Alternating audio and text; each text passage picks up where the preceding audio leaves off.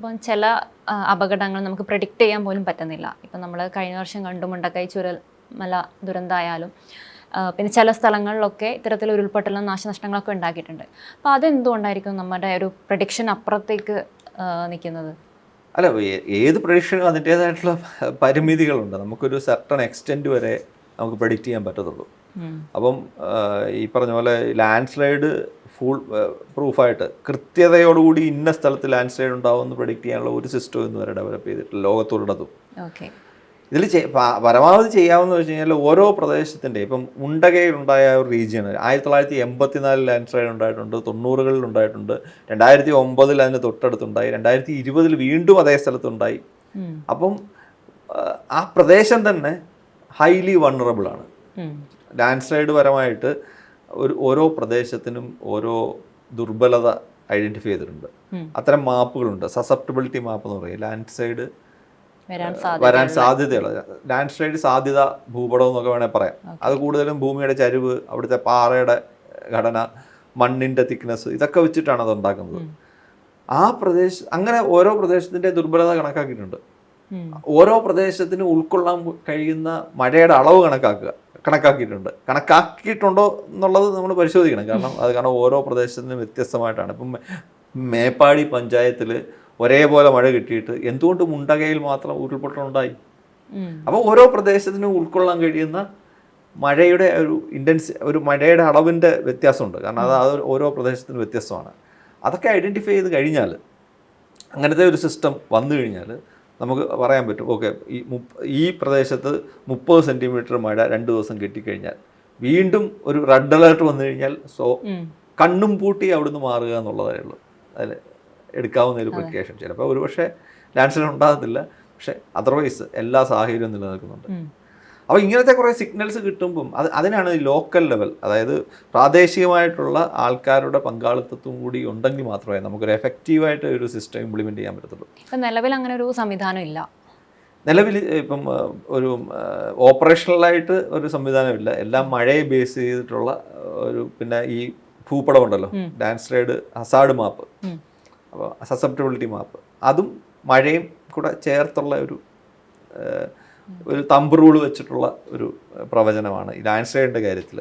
പക്ഷേ അത് ലോക്കൽ ലെവലിൽ ഇന്ന സ്ഥലത്ത് തന്നെ എപ്പം ലാൻഡ് സ്ലൈഡ് ഉണ്ടാവും എന്നൊക്കെ തരത്തിലേക്ക് നമ്മൾ പ്രവചനങ്ങൾ മാറണമെങ്കിൽ ഇത്തരം കൂടുതൽ ഈ സെൻസറുകൾ, ഈ സോയിലിൻ്റെ കണ്ടൻറ്റ് മെഷർ ചെയ്യുന്ന സെൻസറുകൾ, ലാൻഡിൻ്റെ സ്ലൈറ്റ് മൂവ്മെൻറ്റ് മെഷർ ചെയ്യുന്ന സെൻസറുകൾ, അങ്ങനത്തെ കുറേ സെൻസറുകളൊക്കെ ഉണ്ടെങ്കിലേ നമുക്കത് കറക്റ്റ് എക്സാക്റ്റായിട്ട് പറയാൻ പറ്റത്തുള്ളൂ.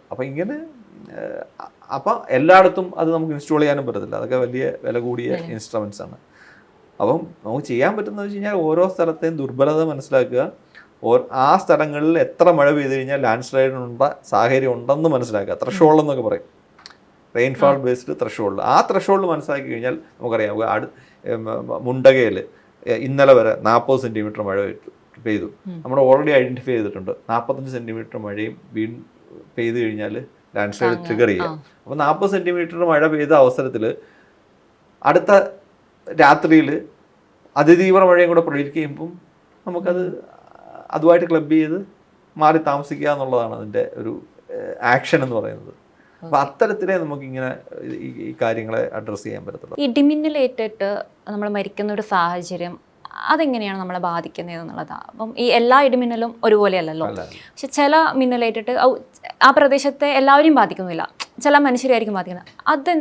അതിൻ്റെ ഒരു സയന്റിഫിക് വശം എന്തായാലും ഇടിമിന്നൽ പ്രവചനം എന്ന് പറഞ്ഞാൽ വളരെ സങ്കീർണമായിട്ടുള്ള, ഈ ഉരുൾപൊട്ടൽ പ്രവചനത്തിനേക്കാളും സങ്കീർണമായിട്ടുള്ളത്. കാരണം ഇതിൻ്റെ പൊട്ടൻഷ്യൽ ഡിഫറൻസ്, ഈ ക്ലൗഡിനുള്ളിലുള്ള ഇലക്ട്രിക് ചാർജ് സെപ്പറേഷനും നമ്മുടെ ഗ്രൗണ്ടുമായിട്ടുള്ള ഒരു പൊട്ടൻഷ്യൽ ഡിഫറൻസ് കൂടി അത് കൂടി വന്നിട്ടാണ് ബ്രേക്ക് ചെയ്ത് ഇടിമിന്നലായിട്ട് മാറുന്നത്.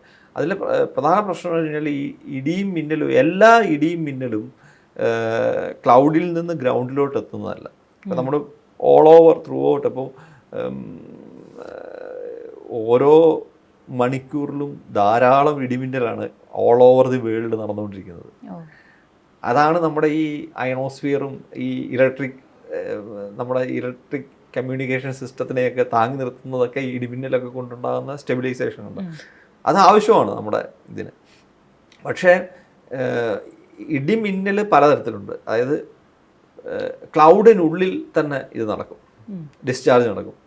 അതോടൊപ്പം 2 ക്ലൗഡ് അടുപ്പിച്ച് വരുവാണെങ്കിൽ ഒരു ക്ലൗഡ് ഹൈറ്റ് കൂടുതലും ഒരു ക്ലൗഡ് ഹൈറ്റ് കുറവാണെങ്കിൽ ഹൈറ്റ് കൂടിയ ക്ലൗഡിൻ്റെ ബേസിലെ നിന്നും ഹൈറ്റ് കുറഞ്ഞ ക്ലൗഡിൻ്റെ ടോപ്പിലേക്ക് ഈ പറഞ്ഞ പോലെ ഡിസ്ചാർജ് നടക്കാം. അതിന് പറഞ്ഞ ക്ലൗഡ് ടു ക്ലൗഡ് ഡിസ്ചാർജ്. പിന്നീട് ക്ലൗഡിൽ നിന്നും താഴോട്ട് ബേസിലുള്ള ചാർജ് താഴേക്ക് ഡിസ്ചാർജ് ചെയ്യാം.